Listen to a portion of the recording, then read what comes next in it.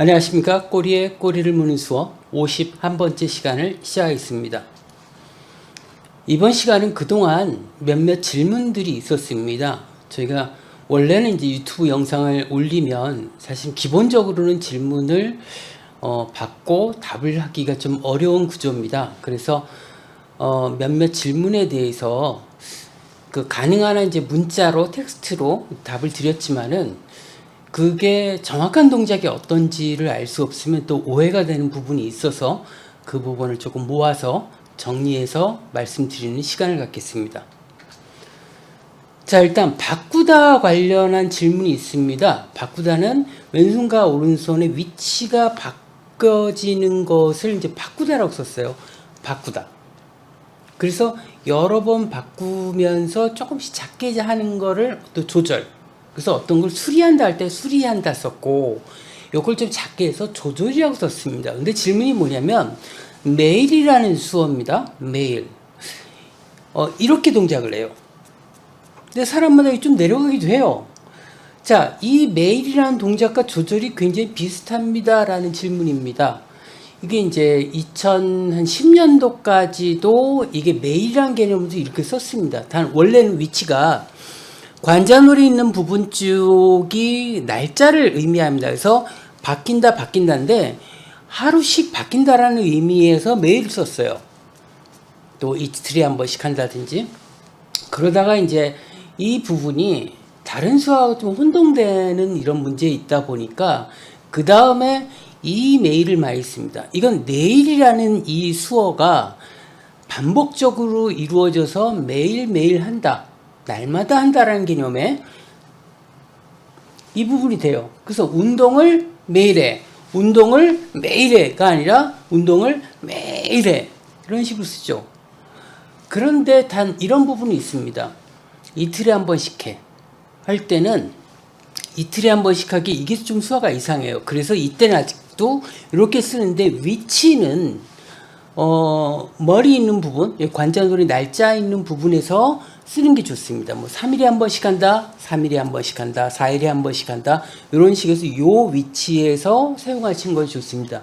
단 매일이라는 표현이 이런 부분으로 좀 많이 쓰고 이틀에 한 번씩, 3일에 한 번씩 할 때만 이제 이 몸 가까이 쓰는 게 아니라 이 관자놀이 날짜 영역에서 사용한다는 걸 기억하시면 되겠습니다. 그리고 이제 매일이라고 하면서 사실은 이제 전통적으로 써오던 수어가 있습니다. 이 동작입니다.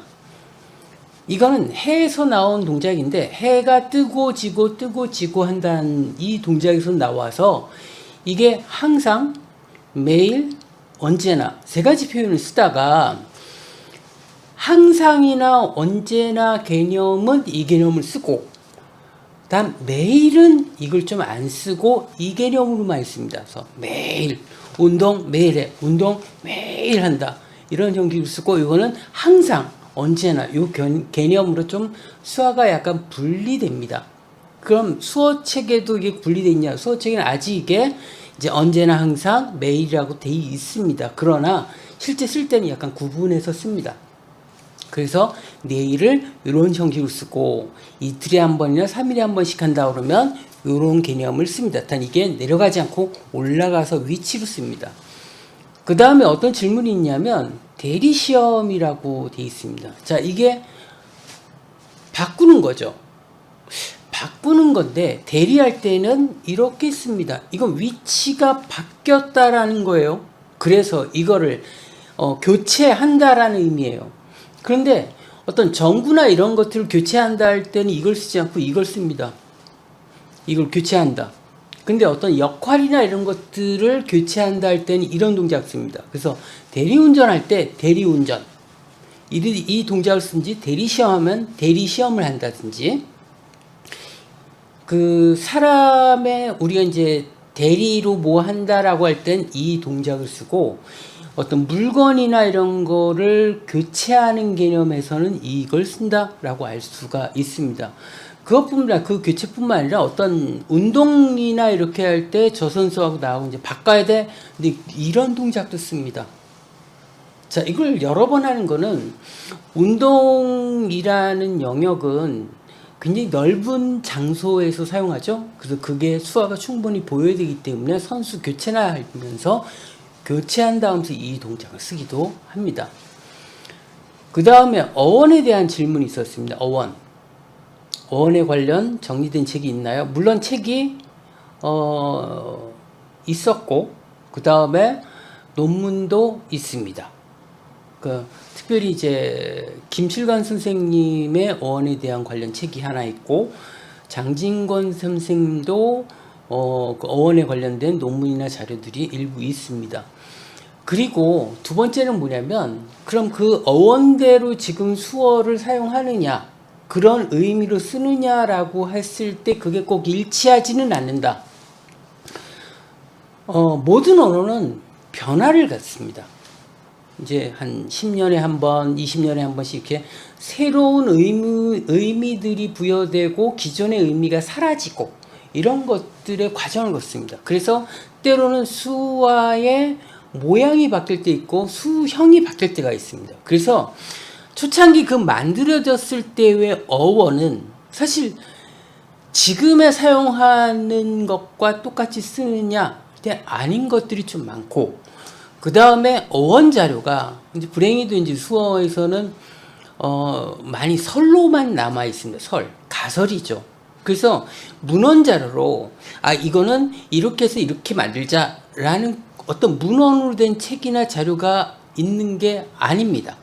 그러다 보니까 수형과 수위와 수동 이 세 가지로 어원이 어떨 것이다. 그 당시 이랬으니까 이럴 것이다라고 유추하는 과정 속에서 정리된 것들이 있고 그 다음에 어원 자료 또는 이제 선생님들이 어원이라고 하는 것 중에는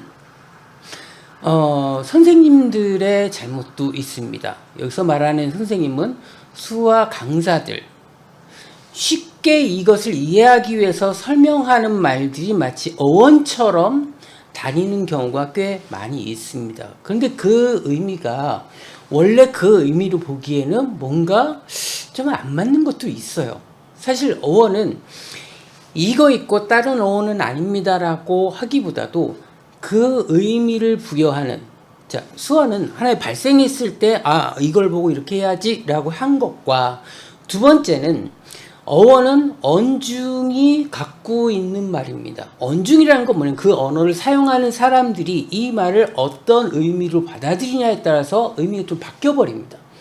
그리고 시간이 바뀌고 현재 있는 사람들이 그 의미를 무엇으로 보느냐가 또 달라지는 부분이 있습니다. 그래서 어원 자료, 참고 자료는 물론 중요할 수 있으나 현재 그 의미를 어떻게 쓰느냐, 어떻게 해석하느냐하고는 반드시 일치한 건 아니다. 그래서 어원 자료가 알면 좋으나 그것이 이 의미를 꼭 반영한다라고 보기는 좀 어렵다. 이렇게 보시면 되고요. 그 다음에 식민지라는 수어하고 이제 어떤 걸 차지한다. 그 가지다 하면서 이 동작했습니다. 가지다. 그러면서 이제 식민지라는 단어를 차지하고 그런데 사실 정확히 얘기하면 식민지라는 단어는 없습니다. 차지라는 수어를 이용해서 식민지를 표현해요. 우리가 이제 수어를 볼 때 수어 단어가 명확하게 있는 것, 그러니까 다른 동양인이 많이 볼지라도 이건 이 단어야 라고 대부분 이 단어를 얘기하는 의미가 있고 그 다음에 한국어와 결합돼서 표현하다 보니까 이거를 변형시키든지 유사하게 표현해서 이걸 표현하는 수어 표현들이 있습니다. 그러면 이 표현이 이 단어의 수어냐? 그게 아니라는 게 문제예요. 아닙니다. 자, 이거는 국어라는 것을 이 의미를 표현하기 위해서 이 수어를 사용했을 뿐입니다. 이 수어를 사용했다고 이 언어에 대한 수어가 이거냐라고 할 수는 없습니다. 그럼 그 상황이나 이거에 따라서 그럼 그 표현하는 것들이 달라진다라는 거죠. 그래서 예전에 이런 실험도 해봤습니다. 8명의 농인을 놓고 수어가 아직 없는 단어를 제시하고 이걸 표현해 봐라 라고 표현을 했습니다. 그때 8명이 다 다르게 표현합니다. 그러면 농인이 이 단어에 대해서 이렇게 수어를 했다고, 이 단어에 대한 수어는 이거다라고 규정할 수 있느냐? 그럴 수는 없다라는 겁니다. 그 수어는 가장 기본적인 단어가 있고, 그것을 하기 위해서 이것을 빌어다가 표현한 겁니다. 그 메시지와 그 상황에 맞게끔 한 겁니다. 그러면 다음에 또 이걸 쓰면 되느냐? 안 맞는다라는 거죠. 그런 거는 단어가 갖고 있는 속성이기도 합니다. 단어라는 게 있고 어떤 문장 속에, 흐름 속에 이 단어가 같은 의미를 갖느냐? 그렇지가 않다라는 겁니다. 두 번째는 이 말하는 사람이 규정한 이 단어의 의미와 처음에 수어를 만들었을 때의 이 단어를 규정한 의미가 이게 안 맞는다라는 거죠. 이 상황에는 이게 맞지만 다른 상황에서는 같은 단어에도 이 같은 단어가 안 맞는다라는 거죠. 그래서 우리가 문장식 수어, 다시 말해 이 단어 할 때 이걸 써야지 하는 게 안 맞는 경우가 많습니다. 안 맞아야 정상이고 이것이 언어입니다. 그래서 그렇게 이해하시고, 기본적으로 차지해야 하는 거고, 옛날에 유럽의 많은 나라들이 다른 나라들 막 했죠. 그리고 식민지 건설을 했습니다 하면서 이 동작을 쓸 수가 있습니다. 그러나 식민지 건설이라는 표현이냐? 라고로 할 수는 없다. 그 상황에 맞게끔 어떻게 했느냐, 어떤 상황이냐에 따라서 이 수어는 변할 수가 있다. 그 부분을 이해하시면 좋겠습니다.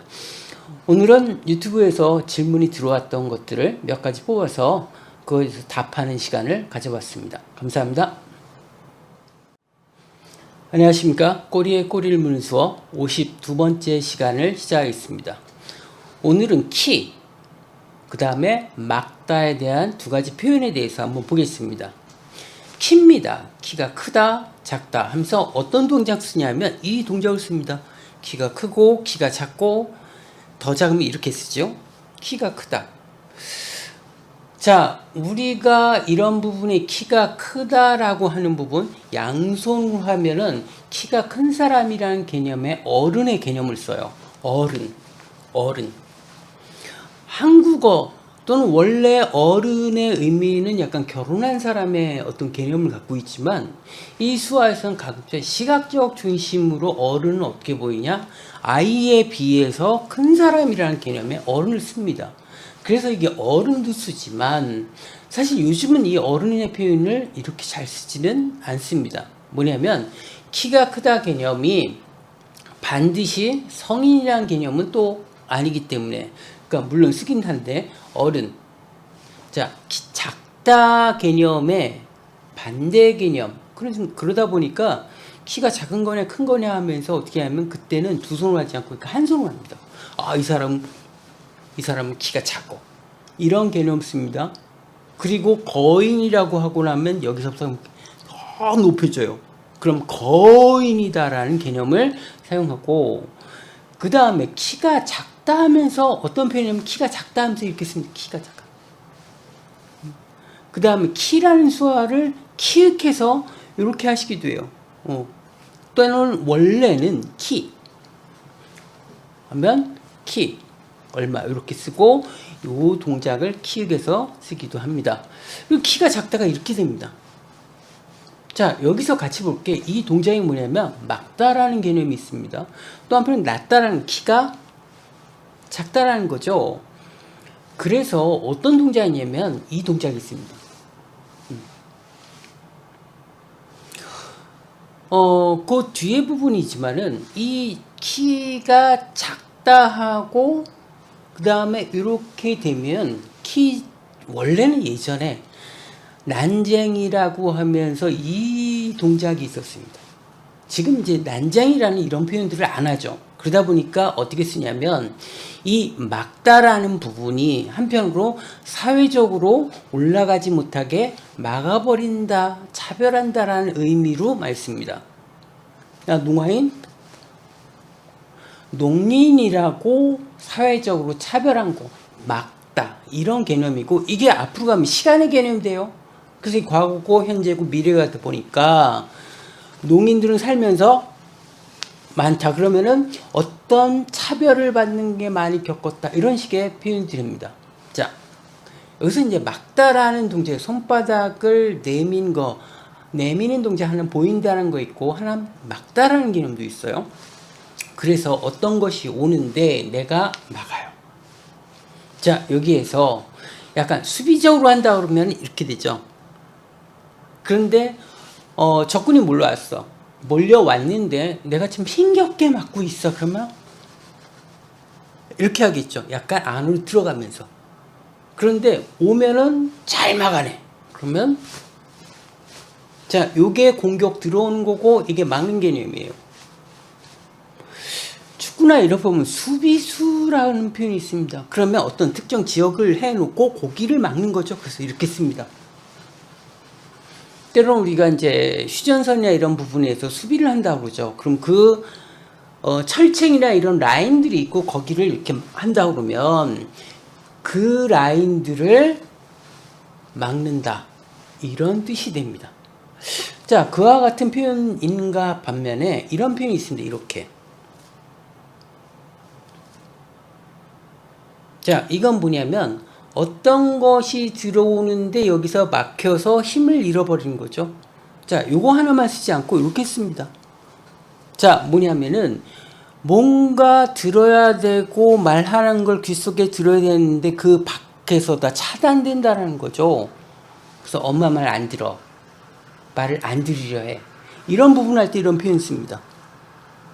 그리고 어떤 것들이 왔는데 이런 표현도 있어요. 그러면 이것도 어떤 것이 사전에 차단되는 건데 우리가 그런 표현이 있습니다. 어떤 기각, 어떤 각하. 기각을 이렇게 쓰고 각하를 이렇게 써요.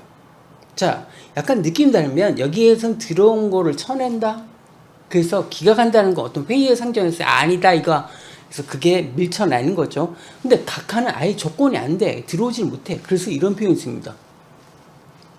그래서 막다란 개념이 여러 가지를 활용해서 이렇게 사용합니다.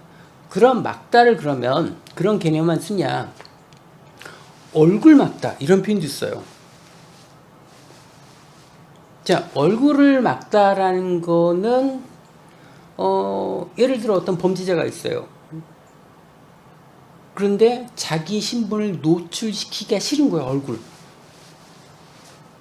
회장 있는데 회장하고 다 몰라. 회장이 이렇게 하면 자기의 신분이 노출되기를 꺼려하는 것들, 이러한 표현이 됩니다. 얼굴, 이런 형식도 표현합니다. 그래서 오늘은 키와 막다에 대한 부분을 알아봤습니다. 감사합니다.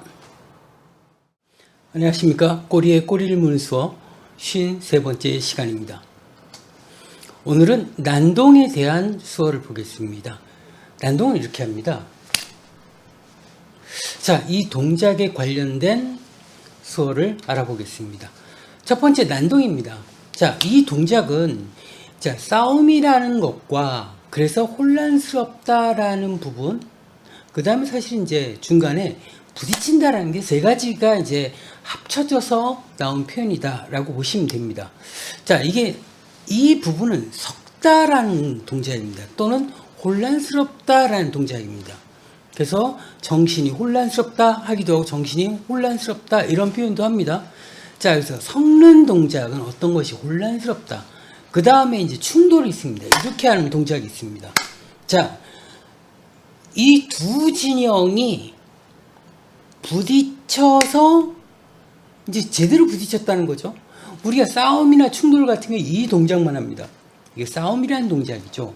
그런데 이렇게 되면 정면으로 부딪혔다는 의미가 됩니다. 우리가 간접이라는 표현이 있고 직접 하면서 이 동작을 씁니다. 그런데 이 동작 쓰는 이 부분이 정면으로 직접적으로 이런 뜻이 있어요. 그래서 두 진영이 제대로 한판 붙었다 이런 의미로 우리가 해석할 수 있습니다. 그래서 충돌인데 손바닥을 붙이면 제대로 한판 붙었다. 그리고 또 싸우다 이런 부분이 됩니다. 그 다음에 이제 그 비슷한 유형이 있는데 이런 표현이 있습니다. 자, 어떤 걸 섞는 거예요. 버무리는 것도 되고 어떤 게 섞여 있는 부분입니다. 그래서 이제 여기서는 하고 그 다음에 이렇게 돌려서 두 상대가 충돌이 돼서 그 다음에 혼란스러운 상태, 요건 이제 난동이라고 씁니다. 그래서 수화적은 조금 이제 간략하게 써서 이런 식으로 표현합니다. 그런데 여기서 이제 비슷한 동작이 이렇게 하는 동작이 아니라 이런 동작이 있습니다. 유사한데 이건 어떤 것들이 뒤섞인다라는 뜻이에요. 뒤섞인다 또는 얼버무린다라는 거예요. 그래서 말 하면은 말을 정확하게 하지 않고 일부러 얼버무린다라고 하면서 말을 이 동작을 씁니다.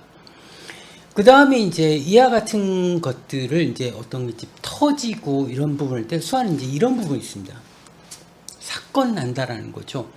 그래서 난동이라는 게 예를 들어 한 곳만 나는 것도 있지만 옛날에 LA 폭동처럼 여러 곳에서 나면은 이 동작을 쓸 때도 있고 또 한편으로 이 동작하면서 마지막에 이 동작 뭔가 터진다 발생한다 이렇게 해놓고선 곳곳을 해주면은 여러 곳에서 난동이 일어났습니다 라는 형식으로 우리가 쓸 수 있습니다. 그리고 난동이라는 이 표현 이전에 우리가 이제 쓸 수 있는 게 어떤 무리가 이동하는 거죠. 자, 그래서 이 동작은 한 사람과 한 사람에 대한 부분이 아니라 여러 사람과 여러 사람, 한 진영에 대한 부분입니다. 그래서 이동을 하죠. 그래서 무리에 이동할 때 이렇게 씁니다. 우리가 이제 질서 있게 무리가 이동할 때가 있어요. 뭐 이런 부분도 있죠. 이건 줄 서서 한 줄로 가는 거죠. 이와 같은 경우는 질서를 지켜서 어디 이동한다든지 소통한다든지 이런 부분을 얘기하고, 근데 사람들이 이렇게 움직이면 꼭 줄 서는 건 아니에요. 무리가 떼지어서 이동하는 거죠. 그래서 이제 부딪혔다라고 이제 우리가 쓸 수 있고, 이렇게 무리가 이동하는데 좀 더 쓴다면 이 무리가 굉장히 어떤 불만이나 이런 걸 가졌기 때문에 되겠죠. 그래서 이 동작을 해주고 가면은 어떤 시위하는 어떤 무리다 라고 볼 수 있고, 또 한편은 시위도 되고 어떤 단체 같은 경우 머리에 띠를 하기도 합니다. 그래서 머리에 띠를 두르고 가기도 합니다. 그래서 이런 형식으로 해서 어떤 난동에 대한 표현을 해볼 수가 있습니다. 감사합니다.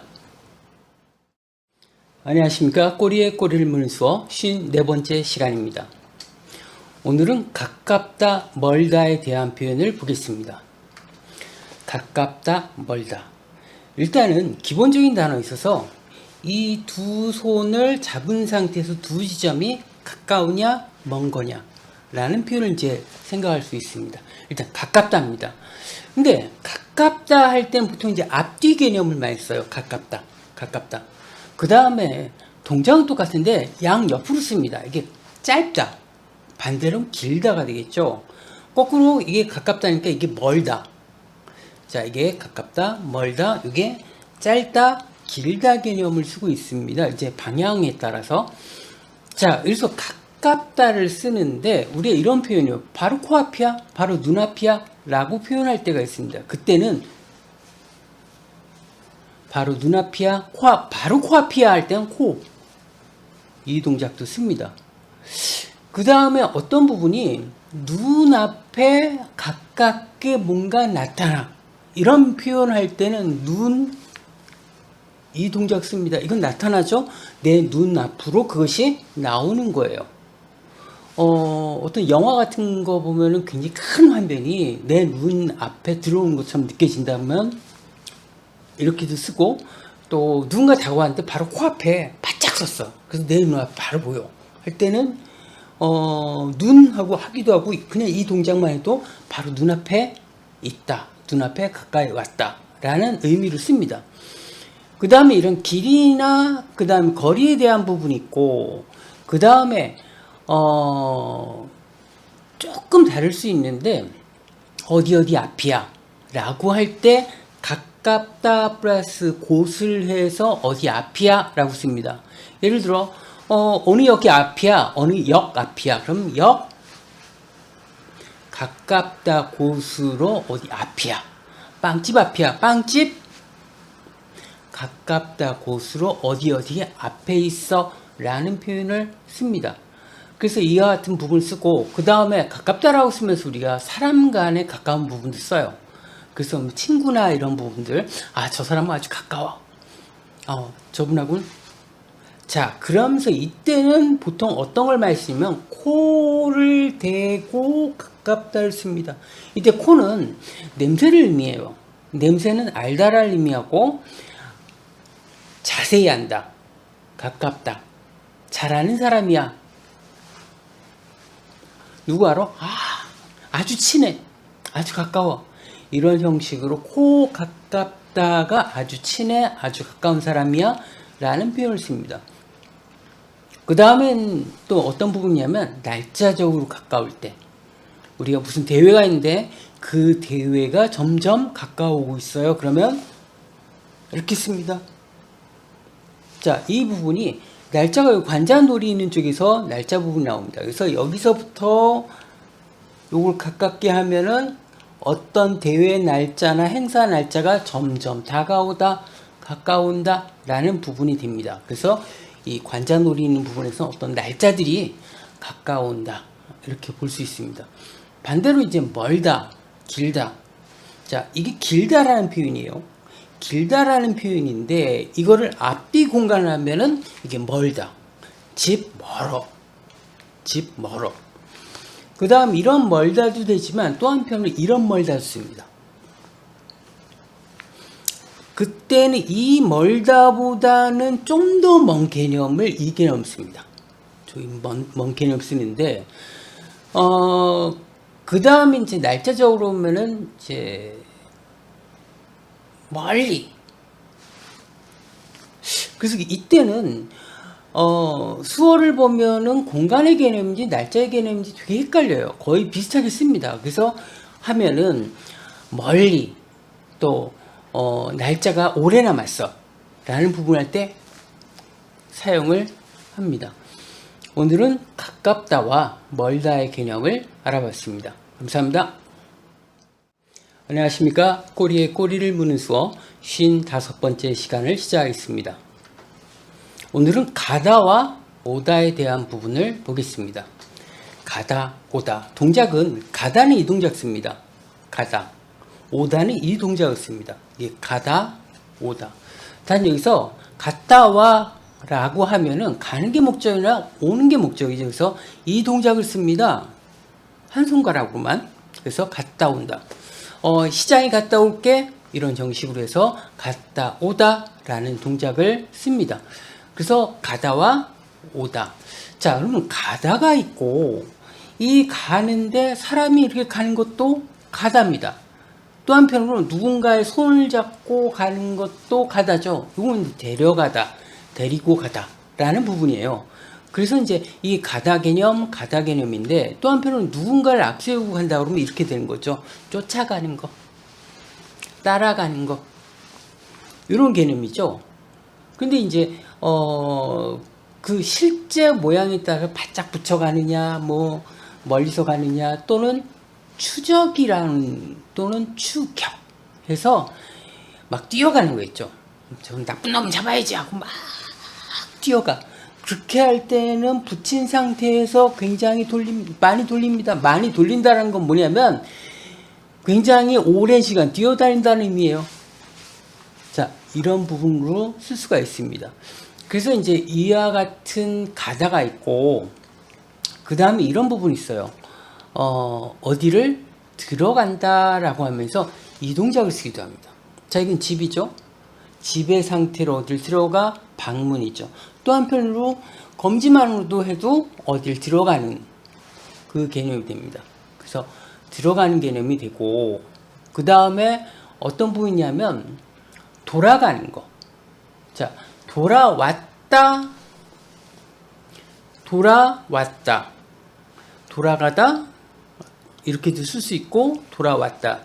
뭐 그 상황에 따라서 둘 다 해석이 됩니다. 그래서 기본적으로는 여기서 도는 동작과 오다를 하는 게 기본적인 표현이고, 그 다음에 내가 돌아왔어. 다시 복귀한다든지 다시 돌아왔어. 이런 부분도 씁니다. 나갔다가 다시 돌아왔어. 돌아갈 수도 있죠.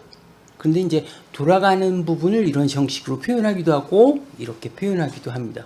그 다음에 이제 집하고 가다인데 한편으로 집에 이 사람이 들어가는 거를 방문 개념, 집에 들어가는 개념이지만 집하고 나가요. 그럼 집 밖으로 나간다라는 거예요. 집 하면 집 밖으로 나간다. 일종의 외출이죠. 그런데 집 가다라는 부분이 있고 그 다음에 이제 집하고 어떤 부분이냐면 이런 부분이 있어요. 또는 이런 부분도 있습니다. 자, 집하고 이건 가다고 집하고 이건 여기서부터 동작이 집에서부터 이렇게 되면 나가다는 개념이고 집이라는 동작 그 바깥에서부터 집까지 가면은 이게 들어간다는 개념이에요. 그래서 여기서 하면 나가는 개념이고 여기서 하면은 이게 들어간다는 개념이에요. 그 다음에 왔다 갔다 하면은 집을 빈번히 왔다 갔다 한다는 거죠. 그 집을 다닌다라는 거죠. 때로는 이런 표현도 씁니다. 근데 요즘은 이런 표현은 많이 안 쓰고 예를 들어 자주 가는 집의 집 하면 이 집은 자주 가는 집이다. 이런 의미로 씁니다. 그 다음에 이렇게 했을 때 외출하는 거죠. 근데 이런 외출도 있지만 또 한편으로 출장이라고 하면서 사무실 일하면서 자리 비었어. 어디 갔어요? 출장 갔어요. 또는 이 동작만 하는 게 이 건물 밖으로 나갔어요. 이 부분이 출장 갔다라는 의미의 외출을 사용하기도 합니다. 그래서 이렇게 나가다가 있고 그 다음에 이제 함께 간다는 개념도 있어요. 자, 엄지로 하면 이 두 손이 나가서 같이 가면은 함께 가는 거죠. 자, 이때 함께 가는 거는 둘이 함께 하는 거에 대한 것이 더 방점이 찍힌 이 수어라고 볼 수 있고 이와 같은 형식이 이것도 됩니다. 그래서 이거는 둘이서 나갔어. 그러면 둘이서 나갔어. 이런 표현을 한다면 단순히 두 사람이 나갔다라는 표현이지만 이렇게 되면 두 사람은 약간의 동반자 개념이 돼요. 부부다든지 뭐 파트너다든지 이럴 때 하는 부분 이것도 마찬가지입니다. 함께한다. 함께한다. 이런 부분으로 사용할 수가 있습니다. 오늘은 가다와 오다에 대한 개념을 봤습니다. 감사합니다. 안녕하십니까. 꼬리에 꼬리를 무는 수업 56번째 시간을 시작하겠습니다. 오늘은 1, 하나에 대한 부분을 볼 겁니다. 동작은 이렇게 하죠. 1. 자, 손바닥이 앞으로 가게 할 수도 있고 뒤로 가게 할 수도 있습니다. 이거에 대한 변화, 어느 위치에서 어떤 의미들이 되는지를 알아보겠습니다. 기본적으로 1, 2, 3, 4 이런 식으로 쓰죠. 그래서 기본적으로는 손바닥 부분이 앞으로 보이는 것을 기본으로 사용합니다. 단 이제 옆으로 사용할 때도 있죠. 이것도 역시 하나라는 개념이에요. 근데 여기서 또는 하나씩, 하나만 이라는 의미도 됩니다. 여기서 확실하게 하나만이라는 의미를 할 때 이 다만이라는 수화를 붙여서 하나만, 하나씩, 각각 이라는 의미를 갖고 있고 그 다음에 이제 관자놀이 있는 부분에서 여기가 날짜에 대한 부분이 있습니다. 그래서 이게 미래 방향으로 하면은 내일, 모레 이런 개념 되고 뒤로 가면 과거 개념이 되죠. 그 다음에 같은 형식으로 이게 이제 왼손이 이제 지구를 뜻하기도 하고 뭐 태양을 뜻하기도 하고 한 바퀴 돈다 해서 이제 이게 1년 또는 1년 동안인데 앞으로 가면 내년, 이제 후년, 이제 내년이나 후년을 쓰고 그럼 작년, 재작년을 쓰죠. 근데 사람에 따라서 이렇게 쓰시는 분이 있고 때로는 이렇게 쓰시는 분이 있습니다. 내년 역시 여기서 이렇게 쓰시는 분이 있고 또 이렇게 쓰시는 분이 있습니다. 저는 개인적으로 이것보다는 이게 사용이 좀 편해서 이렇게 쓰는 편입니다. 그 다음에 이제 하나 가지고 할 수 있는 게 다음이라는 표현이 있습니다. 다음은 수어책에는 이렇게 되어 있습니다. 손목을 돌리는 동작이죠. 그런데 반드시 이것만 하는 것이 아니라 어떤 순서에 대해서 이 사람 다음에 나야. 그럼 이렇게 사용합니다. 자, 세 사람이 있는데 이 사람 다음에 이 사람이고 이 사람 다음에 이 사람입니다 라는 의미로 해서 이거 이제 다음에 이라는 개념을 씁니다. 그 다음에 이제 다음 이런 개념입니다. 그래서 각각의 의미에 그 다음에 의미를 사용합니다. 그 다음 이제 교회에서 보면 11조라는 게 있습니다. 또는 부가세라고 하면서 어떤 동작 쓰냐면 이 동작 씁니다.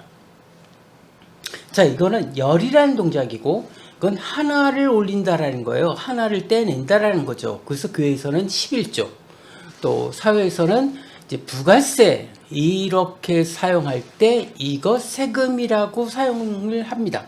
그래서 이것이 하나의 10분의 1 열의 하나를 뗀다 라는 의미가 있습니다. 그 다음에 이제 많이 쓰는 것 중에 첫째, 둘째, 셋째, 첫째, 둘째, 셋째, 이럴 때는 왼손에 첫 번째와 두 번째 맞닿은 이 여기에 1이라는 동작을 써줍니다. 1번, 2번, 3번. 그러면 첫 번째, 두 번째, 세 번째. 이런 의미가 됩니다. 이렇게 해서 첫 번째, 두 번째, 세 번째인데 또 하나로 지금 많이 쓰지는 않지만은 제1이라는 뜻이 있습니다. 제1이 어떻게 쓰냐면 이렇게 씁니다. 제1. 일본 수화에서는 제1이라는 거를 제1, 또 제2, 제3 이렇게 쓰는데 우리나라는 제1만 씁니다. 제1. 언제 쓰냐면 내가 최고야. 이런 방식으로 할 때 내가 제일이야 라는 형식으로 사용을 합니다. 그 다음에 이걸 얻게 되면은 이것도 1등이라는 표현이 됩니다. 등수에 1등, 2등, 3등, 4등 할 때 1등, 2등, 3등, 4등 할 때 얻게 되면은 이제 등수를 나타냅니다. 그 다음에 이 얻게 되는 이 동작은 똑같은데 또 한편으로 우선적으로라는 의미가 있습니다. 어떤 부분에 모임이 있는데 어떤 의견하기 전에 야 먼저 회비나 내고 해. 먼저 이 동작 씁니다. 그래서 이거는 가장 최고라는 의미가 아니라 우선적으로. 이걸 명확하게 해서 이것과 시작이라는 걸 같이 해서 우선적으로 가장 먼저 할 것이라는 의미로 사용을 하기도 합니다. 그 다음에 이런 부분이 있어요. 우리가 1등, 2등, 3등. 자, 1등, 2등, 3등. 이렇게 쓸 수 있는데 또 한편으로 이 동작 씁니다. 자, 앞에서 보면 이렇게 되죠. 하면 이건 뭐냐면 가장, 최고 이런 의미도 씁니다. 자, 이거는 여기서 얻게 되는 1, 2, 3등은 보통 어떤 클래스나 어떤 모임 중에서 뭐 1등, 2등, 3등 이렇게도 많이 쓰고 요것보다는 좀 더 넓은 의미에 있어서 약간 최고라는 의미에 있어서 제일 추운 거 언제? 1월 이렇게 씁니다. 그래서 이것과 이것이 좀 비슷한데 이것보다는 의미가 좀 더 강한 표현이 이거다 라고 생각하시면 됩니다. 여기서 제일 잘해 그러면 이렇게 쓰죠. 그 다음에 이제 요 비슷한 게 또 다른 표현으로 뭐가 있냐면 이렇게 쓰는 방법이 있습니다. 이건 맞다고 요건 일이죠. 어떤 건 이제 맞이도 되고 맞이. 그 다음에 또 한편으로 어떤 클래스에 이제 연구원인데 뭐 수석 연구원이다. 그러면 맡았는데 거기에 제1인자다 라는 의미로 씁니다. 그래서 이건 가장 최고라고 쓴다면 요거는 약간 1인자다 라는 의미로 씁니다. 그래서 요거는 그 맡은 부서 내지는 그룹의 우선 제일 선임이나 아니면은 실력이 제일 높은 사람 개념을 할 때 이렇게 씁니다. 그 다음에 어떤 표현이냐면 이 동작을 씁니다. 자, 이 동작은 엄지에다가 대는 동작이에요. 아까 이렇게 할 때는 이제 첫째 할 때는 엄지와 검지를 붙인 상태에 거기다 대는 동작으로 첫째, 둘째, 셋째를 썼습니다. 그런데 사람 수형에 이 엄지 부분에 대면은 이게 1대라는 겁니다. 예를 들어 이런 겁니다. 어떤 성씨에 있어서 이름 성씨에 있어서 가장 먼저 그 성을 쓴 사람이 무엇이냐 또는 어떤 임금 중에서 가장 쭉 올라가서 첫 번째 누구냐. 그러니까 이제 태조 임금을 얘기하는 거였죠. 어떤 단체에 있어서 1대 회장, 2대 회장, 3대 회장 쭉 있는데 가장 먼저의 1대 회장, 예전에 1대 회장 누구야? 1대, 2대, 3대, 4대 하면서 이때는 하나의 대를 의미하고 사용합니다. 오늘은 일에 대해서 알아봤습니다. 감사합니다. 안녕하십니까. 꼬리에 꼬리를 무는 수업 57번째 시간입니다. 오늘은 유튜브에 올라온 질문들에 대해서 설명을 드리도록 하겠습니다. 자, 첫 번째 질문입니다. 유명한 영화. 자, 유명하고 영화입니다. 근데 질문이 뭐였냐면, 우리가 일반적으로 영화 그 다음에 유명한을 해야 되지 않을까요? 이게 앞으로 가는 경우도 있습니까? 라는 질문입니다. 이 두 가지 틀을 생각할 수 있어요. 하나는 앞에 표현하는 게 짧으면, 다시 말하면 한 단어 정도만 나올 수 있다. 그러면 유명한 영화야. 이렇게 수화 하나, 영어도 하나, 이럴 때 이제 앞에 이렇게 붙여버려요. 이게 이제 이 영화에 대해서 이제 좀 길어지는 형용사적인 표현이 길어진다. 그러면 영화가 나오고 그 다음에 나오는 패턴을 쓰는데 이게 굉장히 짧아. 그러면은 앞으로 가는 경향이 많습니다. 그 다음에 이제 언어라는 개념이 어떤 수학적 논리로 정확히 앞에 간다라기보다도 시대에 따라서 어느 장소, 공간에 따라서 조금씩 경향이 바뀌기도 해요. 그래서 언어라는 거는 대체적으로 이런 패턴이 있습니다. 이런 형식으로 좀 이해하시면 됩니다. 그래서 영화 이전에 쓰는 경우도 있다. 단 이게 짧아야 된다라는 부분이 하나고, 두 번째는 이게 유명한 영화 이걸로 끝나는 것이 아니라 그 다음에 뭘 하러 가자 라고 원래는 뒤에 있는 것들을 하기 위해서 앞에 쓰여지는 경우 있어요. 유명한 영화 보러 가자 이런 형식으로. 그러면 사실 이 영화보다도 보러 가자라는 이런 부분의 메시지를 전하는 것들이 더 강조된 표현인 경우는 앞으로 땡겨가는 경우가 많습니다. 그래서 이제 두 가지, 하나는 좀 짧게 하는 경우, 그 다음에 이렇게 한 다음에 본 내용은 뒤에 있는 내용이 더 중요하다라고 할 때 앞에 좀 짧게 하는 경향이 있습니다. 두 번째는 이제 부정의 표현입니다. 부정, 아니다, 한 적 없다, 이런 것들이죠. 그래서 특정 부분하고 이게 아니야, 특정 부분하고 이게 못해, 이렇게 쓰는 게 맞죠. 기본적인 거는 이 패턴을 유지합니다. 단 이제 어떤 부분이 있냐면 못 잊어라는 표현이 있습니다. 그러면 원래는 잊지 못해, 이게 맞습니다. 맞아요. 그 다음에 요거와 같은 게 뭐냐면은 믿지 못하겠어, 못 믿어, 이런 표현도 있어요. 그러면 믿지 못해, 이 표현이 원래 정상적인 표현입니다.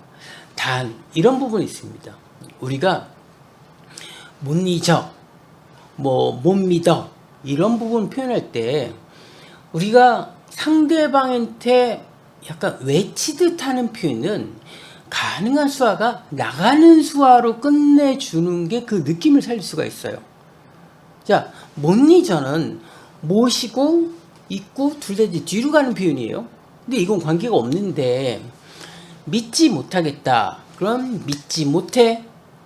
자, 이 표현인데 상대방한테 쏘아주듯 하는 표현 같은 경우는 못 믿어 하면서 이렇게도 표현해요. 자, 못은 뒤로 가는 동작이고 믿다가 앞으로 가는 동작이다 보니까 이렇게 상대방한테 쏘아주거나 강조하거나 이런 패턴은 오히려 그거를 수어를 바꿔가지고 이게 난 강조하고 더 어떤 부분에 강조하고 이런 부분의 표현이야를 상대방한테 표현하는 겁니다. 그래서 그런 부분이 있다, 그렇게 생각하시면 되고, 그 다음에 요거와는 연관돼서 부정의 강조예요. 부정의 부정을 통한 강조. 못하지 않아, 이런 식의 표현은 사실 국어에서는 이게 못하지 않으니까 잘한다라는 의미죠. 이 잘하는 것도 아주 잘하는 거, 아닌 게 아니야. 자, 이런 표현으로 맞다라는 걸 강조하는데 수화에서 이 동작이 아니라고 보이지 이게 더 맞다라고는 안 보인다라는 거예요. 그래서 수어는 부정 플러스 부정이 그냥 부정으로 보여요. 그래서 부정에 부정을 쓴 게 아니라 그럼 이게 맞다라는 거다는 그 맞다라는 표현 자체를 강조하죠. 이런 부분이 있습니다. 그와 같은 형식의 어떤 부정 의문도 같이 이제 포함된 부분인데, 밥 안 먹니? 라는 표현이 있어요. 우리가 가정 내에서 식사하는데 아들이 밥 먹으러 안 와. 또는 밥을 제대로 안 먹어. 밥 안 먹니? 밥 먹기 싫니? 이런 말을 하는데 목적이 뭐냐면 밥 먹으라는 뜻이죠. 그런데 이걸 수화로 하면 먹기 싫어 하면은 마치 진짜 먹기 싫어 또는 먹지 않을래가 돼버려요. 목적은 먹으라는 목적으로 부정을 쓸 때가 있어요. 그러면 먹지 않아? 그러면 먹지 않느냐가 아니라 먹지 말라처럼 자꾸 보여요. 그래서 어쩌면 식사해, 공부해, 우리는 공부 안 하니? 공부하기 싫니? 이런 뜻이죠. 우리 수화는 공부해, 이렇게 간편하게. 실제로 말하는 목적이 무엇이다? 공부하라는 것이다. 그거를 표현해 주는 형식을 사용합니다. 그 다음에 이제 어떤 표현이 있었냐면 10개 중에 하나, 10개 중에 하나. 수화를 이렇게 합니다.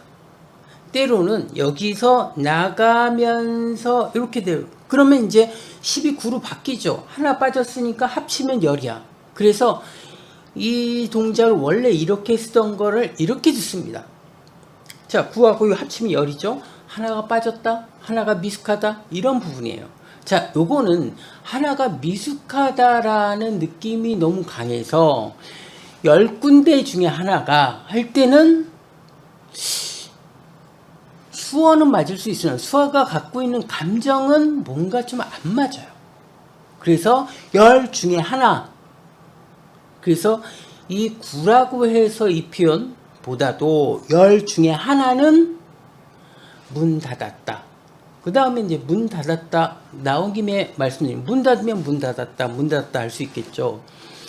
그런데 오늘만 장사를 안 하면 문 닫았다 라고 할 수 있어요. 만약 이제 영업점이다 할 때는 이런 식으로 할 수 있겠죠. 그런데 여기 이제 장사 안 해. 그러면은 문 닫았다라는 표현보다도 그럼 오늘만 안 하는 건가? 라고 볼 수 있기 때문에 여기서 망했다 라고 표현하는 것이 더 좋습니다. 그 다음에 어떤 질문이 있었냐면은 이제 이 동작이에요. 이걸 이제 중립으로 쓸 수 있느냐, 어떤 표현과 같이 했냐면 이거와 함께 이렇게 썼습니다. 이게 몸살이다고 플러스 이렇게도 할 수 있습니다. 그러면 원래는 뭔 뜻이냐면 내 몸을 사랑한다, 그리고 다른 사람들과 벽을 갖는다. 그래서 다른 사람 일에 관여 안 하고 내일만 할 거야. 약간 이제 공무원들의 복지부동을 얘기할 때 이렇게 표현합니다. 근데 이것이 중립으로 쓸 수 있느냐라는 부분이에요. 쓸 수는 있으나 이것만 쓰진 않아요.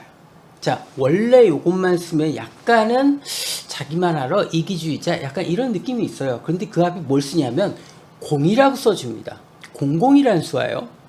이 공짜를 해주고 하면은 요거는 누구도 편을 들지 않고 난 중립을 지키겠다라는 의미가 돼요. 공하고 사적으로 하지 않고 난 공적으로 하겠어? 누구도 특별히 이제 말의 영향을 안 받겠어 라는 부분을 할 때는 이런 표현을 씁니다. 그럼 요거는 중립의 의미가 됩니다. 그 다음에 이제 올라온 질문 중에 지문자 보는 게 너무 어려워요 라는 질문도 있었습니다. 지문자는 10년 되신 분도 힘들어해요. 그런데 이제 어떻게 보느냐 라는 부분은 이제 팁은 드릴 수 있어요. 일단 청인이 사용하는 지문자의 패턴과 농인이 사용하는 지문자 패턴이 조금 다릅니다. 사실 개인적으로는 청인이 사용하는 지문자는 제가 못 읽습니다. 읽지를 못해요. 근데 농인이 사용하는 지문자는 어지간하면 읽어요. 이제 그게 어떻게 다르냐? 만약 지문자라고 지문자를 사용할 때 청인들은 지문자 이런 식으로 써요. 그러니까 좀 구별이 안 돼요. 그러니까 약간 물 흐르듯 이렇게 흘러가는 것들을 좀 많이 해요. 근데 저는 지문자를 어떻게 쓰기를 원하냐면 지문자. 자, 여기서 뭐가 있냐면 청인들은 모음을 길게 해요. 그러니까 시간상 보면은 자음보다는 모음이 좀 더 길어요. 지문자면 지문자 이렇게 보셨나요? 지문자 이런 식으로.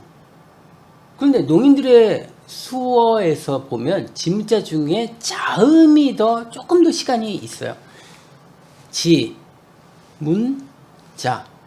이런 형식으로. 그 다음에 이제 하나 패턴이 뭐냐면 한 글자 할 때마다 약간씩 이런 식의 패턴이 나옵니다. 약간 리듬감이 있어요. 그래서 살짝씩 내려가는 글자 끝날 때마다 그 리듬감이 있어요. 그거 가지고 그 감 가지고 이제 파악을 하기도 합니다. 그래서 지문자는 청인이 사용하는 지문자는 요 리듬감이 없어요. 그래서 한눈에 보기가 굉장히 힘듭니다. 그 다음에 만약 본인이 수화 통역을 해야 돼요. 그러면 가급적 자음을 좀 더 길게 시간을 주세요.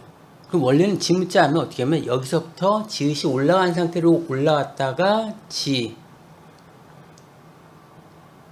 이런 식으로 들어갑니다. 그래서 여러분이 표현하는 것도 가급적 이렇게 자음이 좀만 더 길게 이런 식으로 표현하면 농인들도 알아보기 쉽습니다. 단 수화 통역할 때는 가급적 지문자는 천천히 써주는 거가 좋은 방식입니다. 그 다음에 이제 수화 통역사 저는 준비하는데 어떻게 준비할까요? 라는 질문이 있습니다. 근데 이거는 좀 설명드려야 될 게 좀 많아가지고 다른 영상을 통해서 자세하게 알려드리도록 하겠습니다. 오늘은 여기까지 봤습니다. 감사합니다. 안녕하십니까. 꼬리의 꼬리문 수업 59번째 시간을 시작하겠습니다. 오늘은 접속사에 대한 부분입니다. 근데 이제 접속사라고 딱히 하긴 좀 뭐해요. 한국어에 있어서는 특정 문장 그 다음에 문장과의 연결성을 하기 위해서 여러 가지 쓰이는 부분이 있습니다. 그걸 이제 접속사라고 하죠.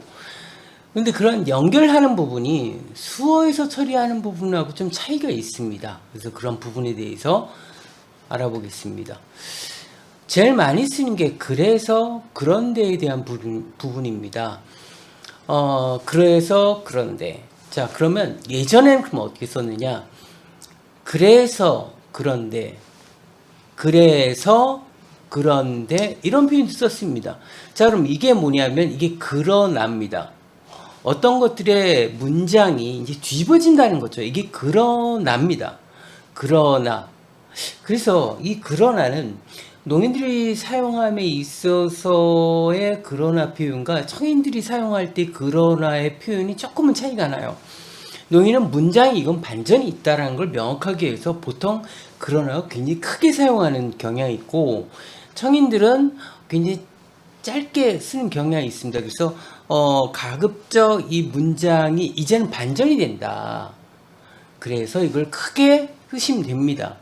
그런데 이게 그러나의 그러를 차용해서 그러므로 그래서 이런 표현들을 이제 80년대 90년대 한동안 이제 쓰다가 이게 이제 그러나인데 이게 좀 애매하다. 그래서 그 다음에 나온 게 그 때문에로 이제 그래서 그런데 그래서 그런데 이런 표현들을 썼습니다.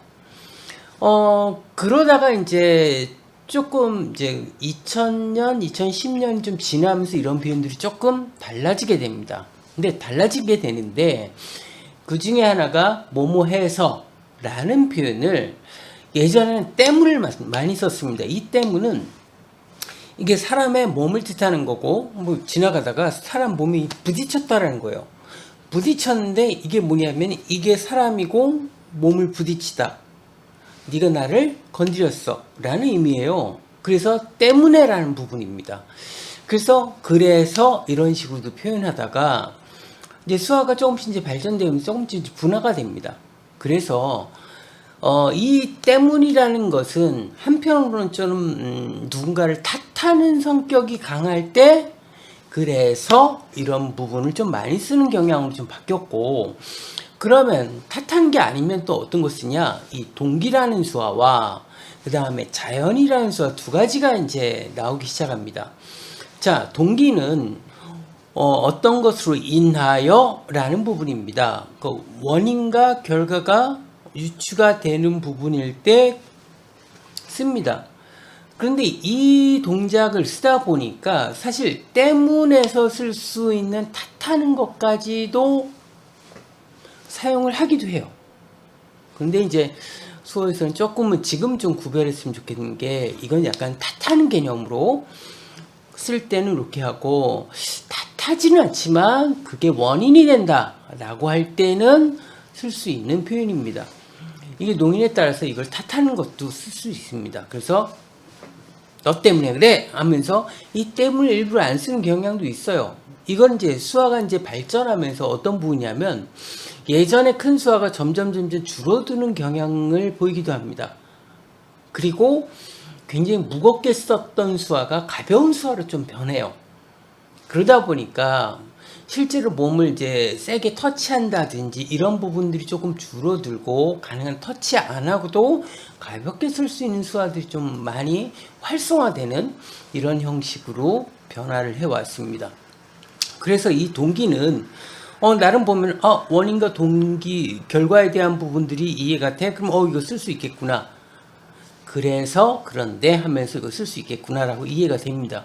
그 다음에 자연이라는 수어입니다. 일단 자연이라는 수어 자체를 보면 지금 많은 농인들을 쓸 때는 이 엄지를 세우고 엄지 뒤에 있는 부분을 스쳐주는 방식으로 자연을 씁니다. 근데 원래는 이 검지에 요 볼록 튀어나온 요 뒷부분을 스쳐가는 게 이게 자연입니다. 이게 뭐냐면 자연스럽다는 뜻입니다. 물론 이제 학교에서 교과 과목에 사회, 자연하면서 자연을 씁니다. 자연을 쓰는데 원래는 자연스럽게 라는 표현입니다.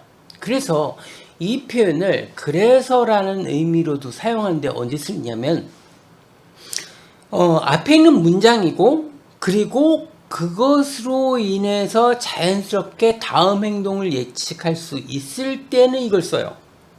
예를 들어 밥을 많이 먹었어. 그래서 배가 나와. 밥.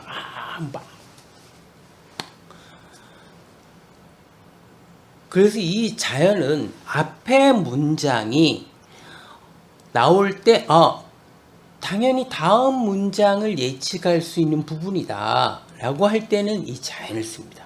그래서 동기는 어떤 게 동기 또는 원인이 되는 부분, 또 원인과 결과 부분, 요거는 조금 자연스럽게, 그러니까 뭐였으니까 뭘 해야지, 뭐 밥 먹었으니까 배부르지, 뭐 이런 형식으로 어떤 행위 된 다음에 그로 인해서 자연스럽게 다음 것이 요구되거나 일어나는 현상일 때는 이 자연이라는 수어를 쓴다.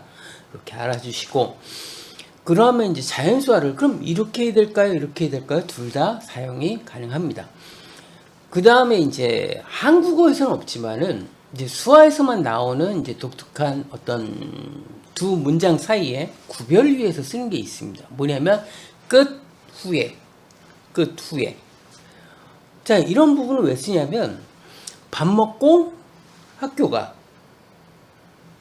식사 끝 학교 가 하기도 하지만 식사 끝 후 학교 가, 이런 형식으로 이 전에 있는 부분의 행동이 완료된 이후에야 이걸 한다, 또는 그 다음 단계다라는 개념을 할 때는 끝 후라는 것을 좀 많이 씁니다. 끝 후. 그 다음에 이와 같은 부분이 있고, 수어 자체가 시각 언어다 보니까 앞에 거를 전제로 하고 뒤에 거에 의미를 부여하는 이런 표현들이 많습니다. 그런 분이면 앞에 게 마치 이제 뭐뭐하는 것이 맞아. 그러니까 과거에 이런 일이 있었어. 이런 부분이면은 맞다라는 표현들 많이 해요. 그러니까 예전에 많이 늦었어. 예전에 늦어 맞아. 하면 예전에 많이 늦었던 사람이야. 오늘도 늦게 올 거라고 생각해. 하면서 예전에 늦었던 사람이야 라고 쓴 게 아니라 예전에 늦어 맞아. 이 맞다라는 표현이 과거의 어떤 일이나 행동이나 이건 팩트야. 사실이야. 또는 여기에 이게 있어. 팩트야. 사실이야. 그 다음에 내가 할 말을 하는 거죠. 그때는 이 맞다 정말 이 수어를 많이 붙입니다. 그 다음에 이제 어떤 기준을 할 때 이건 법이야라고 할 때가 있으면 법.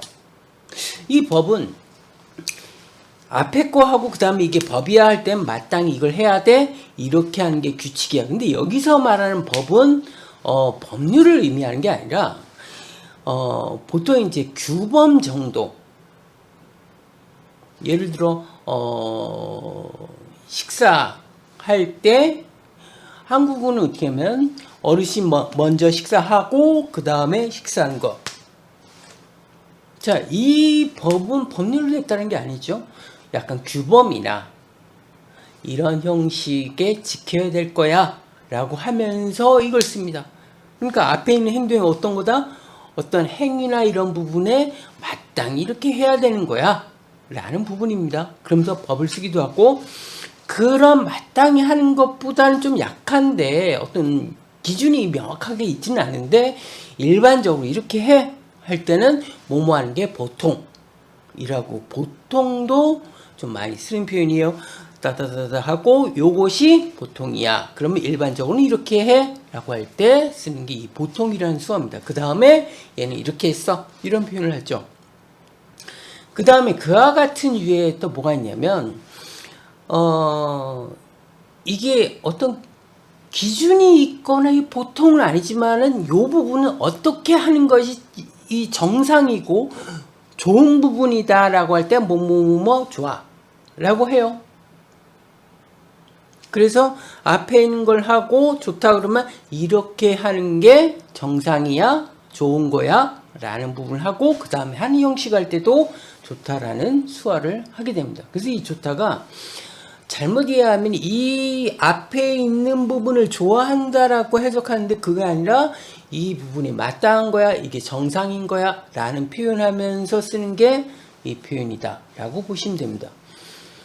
그 다음에 이제 만약이라는 부분이 있습니다. 우리가 이제 보통 한국어에서 if문이라고 그러죠. if. 그런데 if를 할 때 우리가 만약이라고 쓸 수가 있습니다. 자, 원래는 이렇게 쓰던 겁니다. 자, 이건 임시 또는 면이라는 뜻이에요. 임시 또는 면. 근데 지금 임시를 이제 2번 되는 걸로 임시를 쓰죠. 그 다음에 이게 면.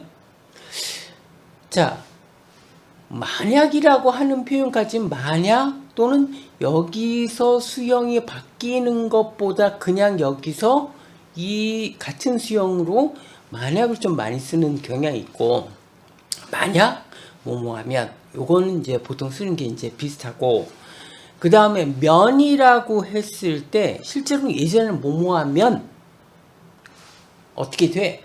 라고 표현했죠. 그런데 수어에서는 면은 표정으로만 처리하고 많이 생략하는 경향이 있습니다. 예를 들어 일찍 여기에 오면 내가 선물 준다. 아침빨리 와 선물 줘. 그래서 중간에 약간 텀을 두고 쉼표 그 다음에 뭐 한다. 이런 형식으로 보통 표현하는 방식이지 면까지는 많이 빼요. 그러다 보니까 면이 원래는 수어책에는 있었던 표현이지만 많이 생략한 표현이다.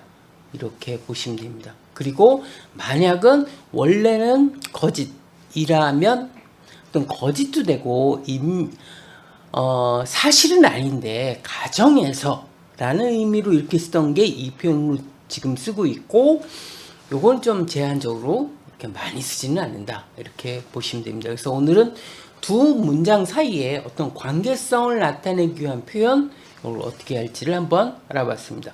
감사합니다. 안녕하십니까. 꼬리의 꼬리를 무는 수업 60번째 시간을 시작하겠습니다. 오늘은 길이, 넓이에 대한 부분을 보겠습니다. 우리가 수어로 할 때 이제 길이에 대한 거, 또 넓이에 대한 게 좀 복잡해요. 그래서 이제 그런 부분을 좀 정리해 보겠습니다. 일단은 길이 부분은 두 손을 마주 잡은 상태에서 이게 양옆으로 가면 이게 길다라는 개념이에요. 그래서 어떤 뭐 날짜에 대한 것도 길다, 뭐 어떤 줄이 길다 이런 부분을 쓰죠. 그래서 반대로 하면 짧다, 짧다. 이건 길다, 짧다. 자, 이거랑 같이 쓰는 많은 표현이 동안을 많이 씁니다. 그래서 길다 플러스 동안이 오랜 동안입니다. 오랜 동안. 그런데 이게 특이하게 이런 표현을 써요. 오랜만이에요 하면서 이 표현 써요. 오랜만이다. 오랜만이다. 수화만 보면 좀 사실은 안 맞아요. 오랫동안이다 라는 표현인데 이게 마치 관용적 표현은 오랜만이에요 라는 표현이에요. 그러다 보니까 뭐 눈이 왔는데 100년 만이에요 하면서 이거 쓰시는데 이때는 좀 안 맞아요. 이건 오랜만이 아니라 뭐뭐만이라는 표현이 아니라 오랫동안이다. 반대로는 짧은 동안을 어떻게 보면 이렇게 씁니다. 자, 읽으면 짧은 동안이니까 또 한편으로 순식간이다 라는 의미까지 써요. 어쨌든 이게 길이가 옆으로 가면 길어지는 거, 가까이 하면은 짧아지는 거. 그래서 길이를 길이 이렇게 써요. 단 어떤 거 치수를 잰다 라고 할 때는 상하 좌우로 수어를 해주면서 어떤 치수에 대한 것들을 표현합니다. 그 다음에 이제 이게 좌우로 됐죠. 그래서 멀다 가깝다라는 표현이 있어요. 이건 뭐냐면 이건 앞뒤 개념 씁니다. 그래서 멀다 하면 멀다, 가깝다, 멀다, 가깝다. 자, 이런 개념을 쓰고 또 시제에 대한 거가 가깝다. 날짜에 대한 부분이. 그러면 이 관자놀이 있는 부분이 날짜 부분에서 이쪽 앞에서 하면은 어떤 것이 다가오다, 가까우다 라는 표현이고, 여기서 멀다 하는 게 기본적으로는 여기서 멀는 게 이론적으로는 이게 멀다가 맞는데 실제로는 여기 이 멀다는 별로 안 써요. 그러면 어떤 표현을 쓰냐면은 이런 멀다를 씁니다. 자, 이게 너무라는 개념이죠.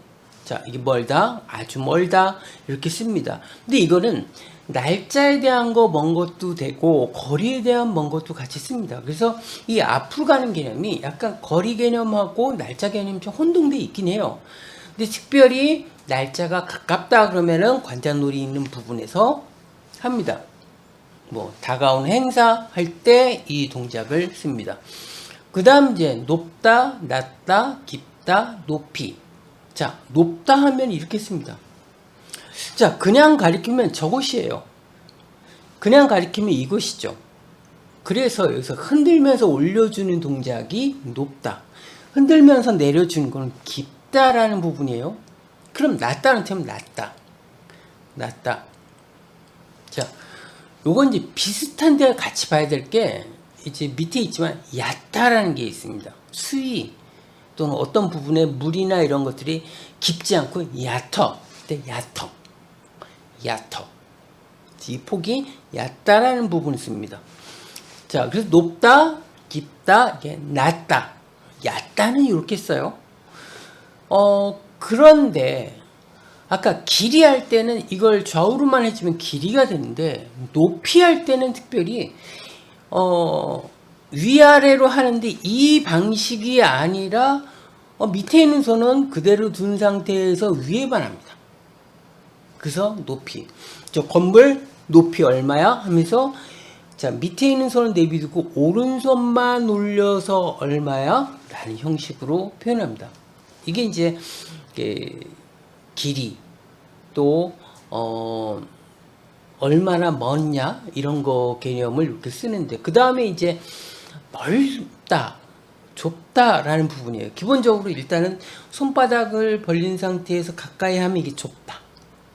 자, 이렇게 하면 넓다. 이게 좁다고 넓다예요. 또 한편으로 이게 넓다, 이게 좁다예요. 그러니까 실제적으로 이 좁다는 별로 안 써요. 그럼 넓다는 써요. 넓다. 그러면 요건 공간을 기준으로 훨씬 더 넓어진 개념이에요. 훨씬 넓어진 개념. 그럼 이건 뭐냐면은 약간 내가 있는데 팔도 이렇게 쭉 필 정도로 이제 충분하다, 넓다라는 개념이에요. 그래서 내 집인데 예전에 좁았어. 근데 지금은 넓어. 하면서 이렇게 쓸 수 있습니다. 그러면 몸이 움직일 정도로 넓어졌다라는 거죠. 꽤 활동할 만큼 넓어졌다라는 의미예요. 그래서 요거는 이제 어떤 기준의 개념에서 좁은 거, 넓은 거, 또는 이 개념 써서 물론 넓이를 이렇게 씁니다. 그런데 어떤 기준, 다시 말하면 이전에 살던 곳보다 지금이 더 좁아졌냐 넓어졌냐 하면서 예전에 집이 하면서 이 동작하고 그 다음에 이렇게 하면은 더 넓어진 거, 예전보다 더 좁아진 거. 그래서 요 개념을 좀 많이 씁니다. 그래서 넓다, 좁다 개념을 많이 쓰고, 그 다음에 이제 부피 개념이 있어요. 부피 개념. 부피 개념은 이제 부피 개념 이런 형식으로 보통 이제 손가락을 다 벌린 상태에서 부피 개념을 사용을 합니다. 그 다음 이제 수치에 대한 게 있어요. 그 수치. 이 수치라고 하는 이제 온도계인데 이걸 보통 수치나 지수에 대한 것들을 많이 표현합니다. 자, 어떤 걸 표현하냐면 예를 들어 어떤 것이 많아요, 어떤 것이 적어요 라고 하면서 시각적으로 많아졌다 하면서 이것도 표현하죠. 이게 이제 넓어지고 많아진 거죠. 그런데 여기서 볼 거는 뭐냐면은 어떤 거에 비교에 대한 거예요. 작년과 비교했을 때 올해 더 많아졌어? 라고 할 때는 자, 많아졌다라고도 할 수 있지만 수치상 이렇게 하는 게 더 좋습니다. 그 작년에 올해 아까 넓이가 어떤 기준을 가지고 얘기한다고 그랬죠. 그래서 이것이 어떤 수치에 대한 게 비교치가 왼쪽과 오른쪽을 비교했을 때 왼쪽이 좀 적고 오른쪽이 많아. 월급에 대한 것도 마찬가지고 어떤 비용에 대한 것도 마찬가지고 이런 부분이 적다, 작다 하면서는 위아래로 어떤 비교치를 알 수 있도록 이렇게 표현하는 것을 사용합니다. 오늘은 길이와 넓이에 관련된 부분들을 알아봤습니다. 감사합니다.